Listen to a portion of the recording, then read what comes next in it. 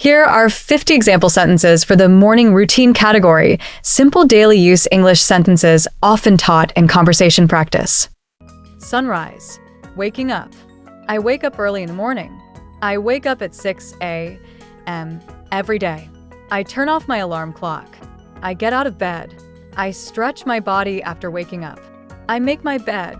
I open the window for fresh air. I check my phone for messages.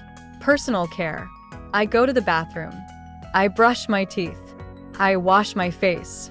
I take a shower. I comb my hair. I shave my beard. I get dressed. I put on my shoes. Healthy morning habits. I drink a glass of water. I do some exercise. I go for a morning walk. I practice yoga. I meditate for a few minutes. I take deep breaths in the fresh air. Breakfast time. Jeg maker breakfast. I prepare tea or coffee. I fry some eggs. I toast some bread. I eat breakfast with my family. I drink a cup of tea. I drink coffee in the morning.